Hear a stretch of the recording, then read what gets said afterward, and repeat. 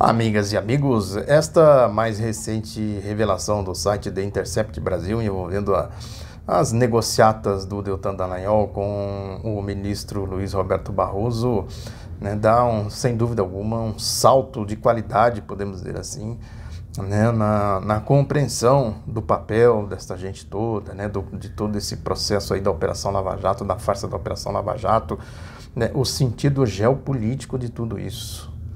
Né? Porque ninguém organiza um grupo como esse de gente tão corrupta, né? Tão enlameada, né? À toa, do nada, né? Sem outros interesses por trás, né? Essa certeza da impunidade com a qual eles atuaram, né? Com as suas maracutaias, essas coisas todas, né? Sérgio Moro, Deltan Dallagnol, Carlos Fernando Santos Lima, a trupe toda ali, né? Da Operação Lava Jato, né? Que é um detalhe que chama a atenção, que eu tenho comentado muito aqui, são esses grupelhos que se formaram, né? De fascistas, de cachorros loucos, né? Que organizaram, empurrados aí pela Globo, né? Fomentado pelo Grupo Globo, pela mídia de uma maneira geral. Na história da marcha dos cachorros loucos, a profusão de grupelhos, eles fizeram isso também em 1964, para dar a impressão de que tem, né, uma grande movimentação de massas do povo e não sei mais o quê. Nessa discurseira toda que a gente viu, a repetição do 64, a repetição do Hitler, da Alemanha do Hitler, da Itália do Mussolini, né, desta lógica dos puros que vieram do céu para limpar a classe política, varrer, essas coisas todas, com a Bíblia na mão, né? Gente perigosa, funciona como uma facção criminosa mesmo, né? A lógica deles. Eu aqui sou o juiz de tudo, determino o que é certo e o que não é certo, né? Interpreto cada item da Constituição, do Código de Processo Penal e outros mecanismos aí da legalidade democrática do país de acordo com as minhas interpretações, as minhas conveniências, né, na maioria das vezes totalmente à margem do que diz a Constituição, que diz aí toda a legislação democrática, né, uma lógica mesmo de facção criminosa. Esses gritos aí que a gente viu agora no período recente contra o STF, por quê? A gente vai ver aqui nas revelações, por isso que eu digo que dá um salto de qualidade na compreensão, né, do papel desse grupo, esse agrupamento criminoso, corrupto, golpista, né, sujo, enterrado na lama até o pescoço, né, que, além disso, eles vejam bem como é uma coisa orquestrada e bem articulada, né, além dos grupos aí de corruptos, né, dos fascistas, cachorros loucos, vem pra rua, MBL, essas coisas da vida aí, né, uma profusão deles, né, quem financia, quem paga, tem também os grupos aí de mídia, antagonista, a Jovem Pan, o Grupo Jovem Pan, né, o Grupo Globo. Vejam como é uma coisa, é um espectro, por isso que eu sempre digo aqui que é um espectro, algo como dizia o Nelson Werneck Sodré, da UDN, lá no pré-golpe de 64, que ele dizia que tinha a UDN fardada, a UDN política e a UDN gráfica, que eram exatamente os jornais, a mídia da época. O Deltan Dallagnol sempre foi, desde o começo, eu falo isso aqui, né, um militante de tudo isso, desses cachorros loucos, uma espécie de maestro, ele com o Sérgio Moro, né? É uma coisa combinada, o Sérgio Moro era o chefe, parecia ser o mentor de todas as maracutaias, e o Deltan Dallagnol o executor e o organizador, né, do grupo lá e tal. Ele nunca atuou como um membro do Ministério Público Federal, tanto é que o Lula chegou lá, cadê o Deltan? Cadê o PowerPoint? Cadê o homem do PowerPoint? Quando ele foi lá, né, intimado lá, foi falar lá na audiência com o Sérgio Moro e tal. Cadê um fujão, covarde, né, ficava só articulando os bastidores, é um típico, né, de gente que não presta, né. Aí, né, a partir disso, a gente compreende melhor, né, essa história que se formou aí do Lula contra a Lava Jato contra o Lula, o tribunal anti-Lula, essa rosca sem fim e tal, né?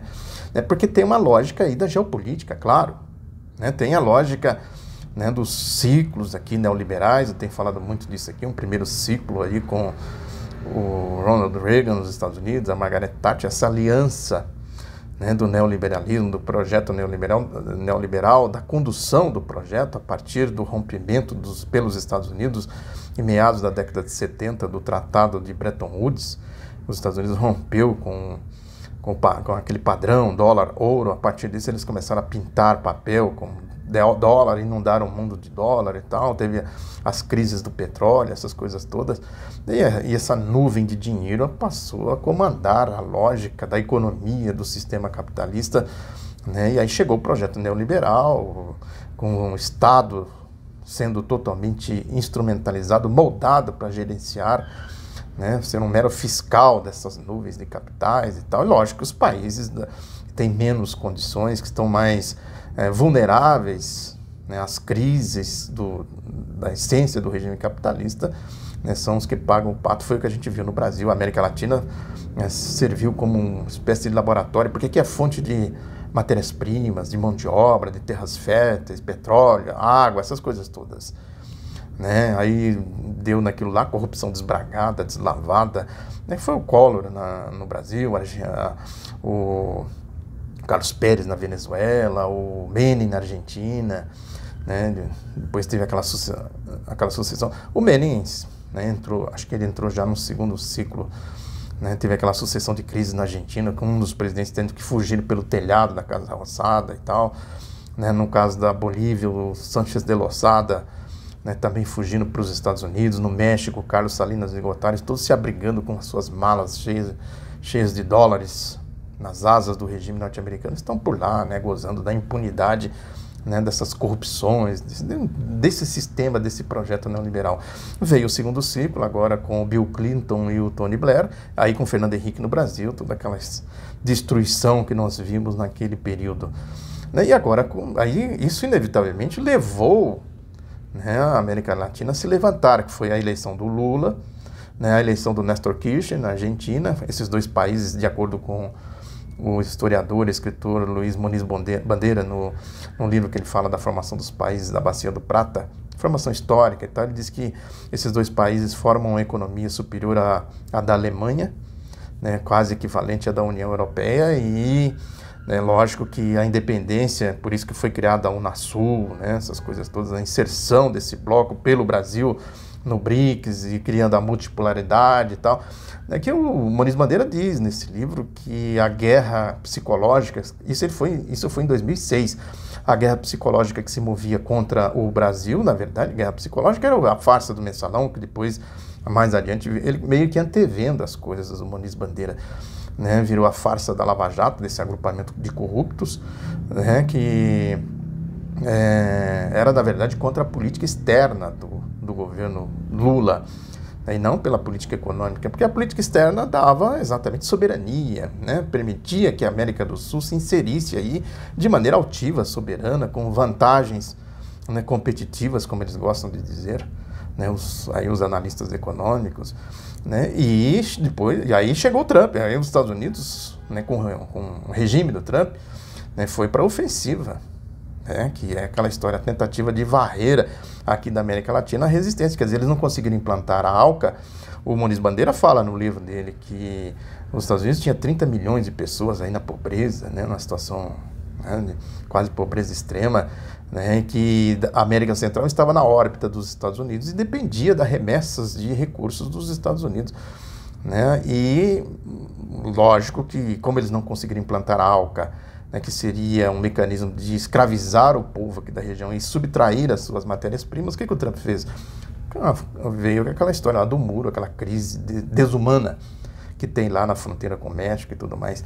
Agora, ele quer reimplantar esse projeto neocolonial de maneira mais agressiva, né? É um tanque, por isso que ele fomenta esses governos de extrema-direita, como é o caso aqui no Brasil, né? O Bolsonaro aí nomeando de maneira vergonhosa o seu filho para a embaixada nos Estados Unidos, para servir de bandeja, né, as riquezas aqui do país e tal, e também, ao mesmo tempo, fazer uma espécie de um movimento aqui para tentar conter, né, uma eventual retomada do ciclo, porque isso aí o povo vai se revoltando, se rebelando, né? Foi assim lá em 2003, 2002, né?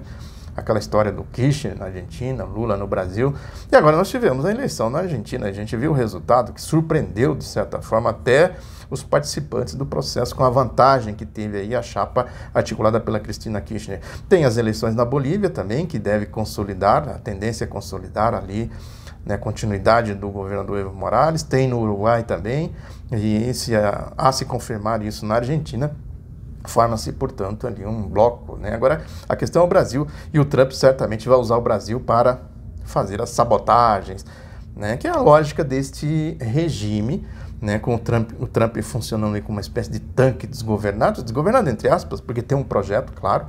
A China, por exemplo, está denunciando lá o caso de Hong Kong, né? As manipulações que são feitas lá, essas coisas da geopolítica, mais ou menos como os cachorros loucos aqui no Brasil, na marcha golpista e tal. Essas coisas não nascem assim, quer dizer, não são gerações espontâneas, elas têm causas e efeitos, né? E, consequentemente, né, a gente pode fazer a ligação de tudo isso com isso que são as revelações agora do Intercept Brasil, que são coisas escandalosas, né? Tem aí, por exemplo, né, o Deltan Dallagnol usando essa procuradora Tameia Danelon, né, que era de São Paulo, né, o braço paulista da Lava Jato, e eles articulando aí para tentar por o Luiz Roberto Barroso. Eu sempre falei do Barroso aqui, né? É só a gente prestar atenção um pouquinho só nas palavras, a gente identifica o vigarista. Né? Como ele defendia a Lava Jato, aquela verborragia vazia, estridente, oca, né? Sem nenhuma ligação com a realidade, com o mundo da realidade, com o que diz a Constituição, com o que diz a legislação democrática. E tudo isso, evidentemente, só podia surgir lá de dentro da Lava Jato. Né? E ele fez aí, usando esta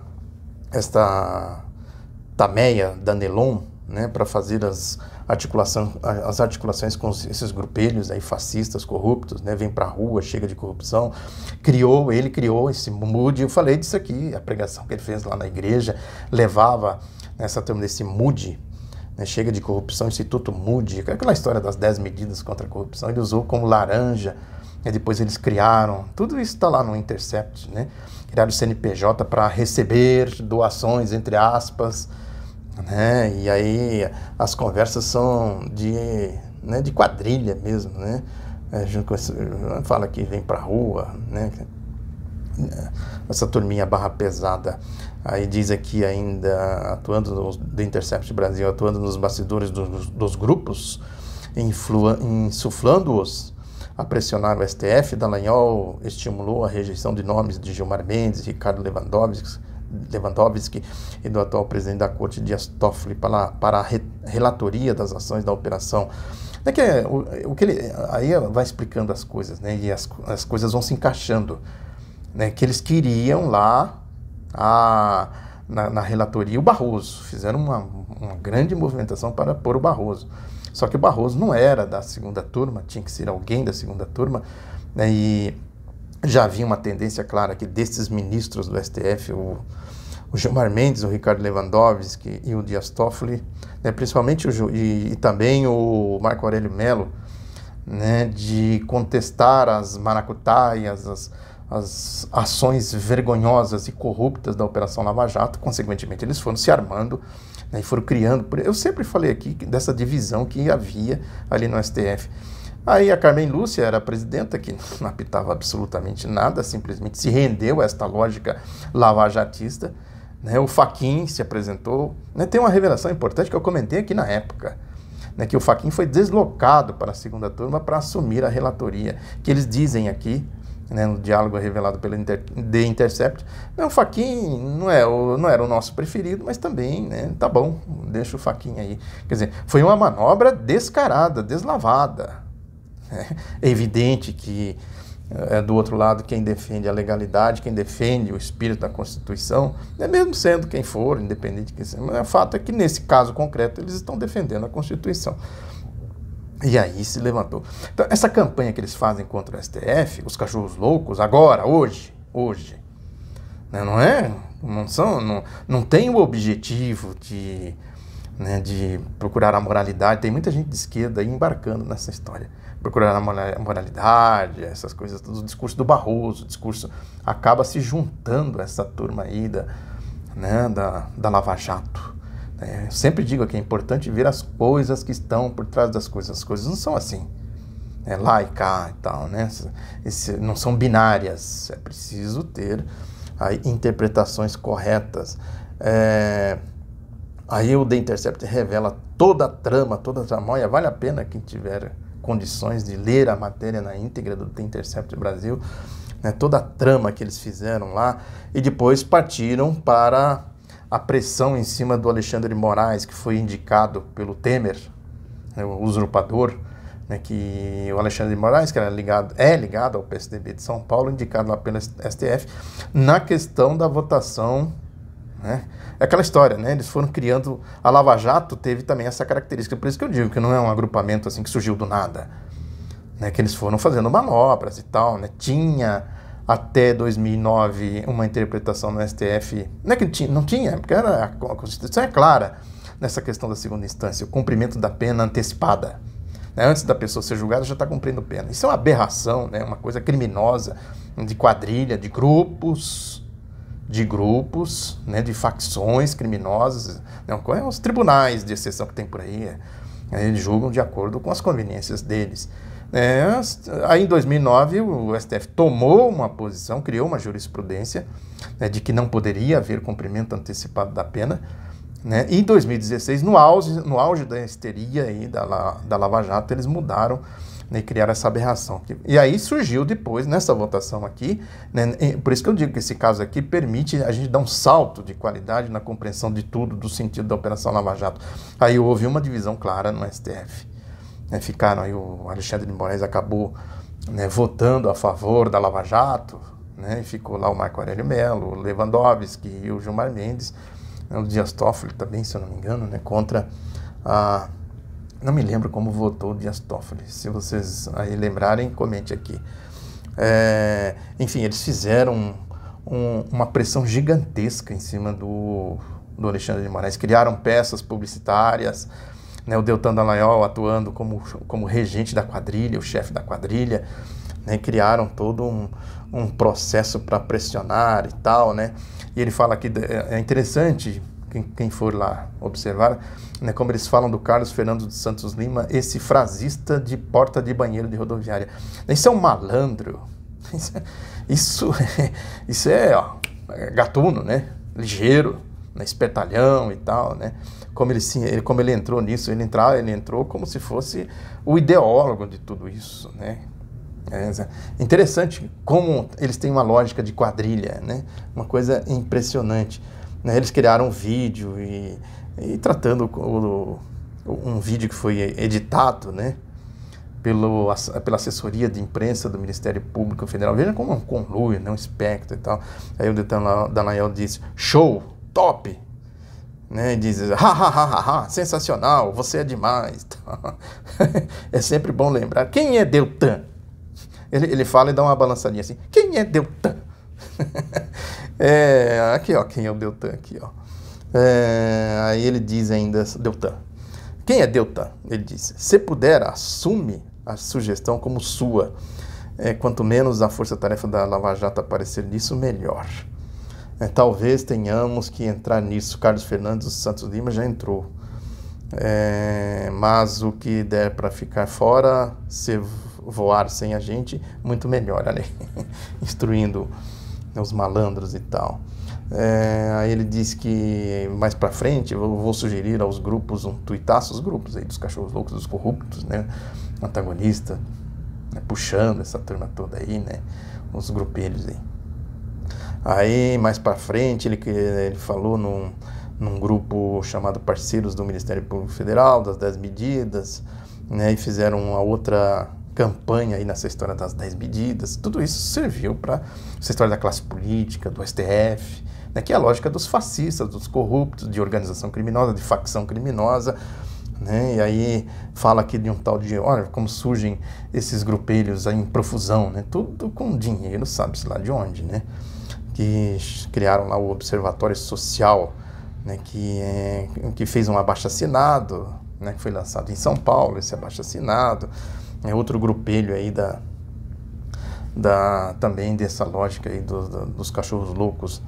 E quem puxou isso foi essa Temeia da Nelon, né, que lançou o abaixo-assinado e se articulou aí com a mídia e tudo mais. Aí o Dallagnol comentou, temos que cuidar para não parecer pressão. Se não estivéssemos na Lava Jato, o tom seria outro. Ia chutar o pau da barraca. Risos. depois chutava a barraca e eles todos também, kkkk. E a procuradora subiu, diz o Intercept, subiu vários tons, diz ela. Eu colocava todos na barraca e metralhava, kkkk. Linguagem de facção, né? Essas facções aí que tem por aí. Linguagem de gente criminosa, né? De grupo criminoso. A história, né? Lá nos anos 60, no pré-golpe de 64, né, tinha lá o tal do Instituto Brasileiro de Ação Democrática, o IBAD. Depois eles criaram também o IPES, né, que é o Instituto de Pesquisas e Estudos Sociais, instrumentalizaram os setores da Igreja Católica, no Nordeste, sobretudo, que tinha lá as ligas camponesas, né, e tudo isso se revelou depois, tinha ligações com a CIA, naquela época, né, hoje, né, ainda a ligação deles com a lógica lá do Trump, do tratorzão, né, neoliberal, do tratorzão de Wall Street, ainda é uma questão que está por ser revelada. Talvez a história dos doleiros seria, né, um ponto importante para se puxar o fio da meada. Esse dinheiro dos doleiros vem de onde? Né, a indústria da delação premiada, dos sequestros, que eles chamam lá de prisão preventiva, né, e que resultou depois no sequestro do ex-presidente Lula, né, naquele primeiro momento pelo Sérgio Moro, e agora um sequestro. O Lula está sequestrado. Não tem nenhuma base legal a prisão dele, tem uma questão também já muito comentada aqui. Aí, finalizando aqui a história toda, né, do que eu achei relevante, mais relevante, tudo é relevante, claro, mas o que eu achei mais relevante, né, da história toda revelada pelo Intercept Brasil é o Deltan falando para um tal de Danilo, que ele diz: precisamos, da panela dele lá, precisamos o quanto antes de uma divisão de tarefas. Quem fala com que veículo de imprensa? Entrevistas serão mais fáceis de emplacar do que artigos. Quem fala com que deputado? Era bom dividirmos os deputados da comissão e os líderes. Orientação 3.2 anterior. 3. Orientação padronizada do conteúdo da abordagem. 4. Quem tiver contato com movimentos teria que pedir algo na linha da única linguagem que os deputados falam, ou do voto a do voto e próximas eleições. A estratégia dos movimentos tem de ser no name and charme, nas redes sociais. A segunda estratégia é ligar, tuitar, mandar e-mail. Estou em São Paulo e vou tentar espaço nos jornais Folha e Estadão, falando com os donos. Olha aí, isso não é lógica.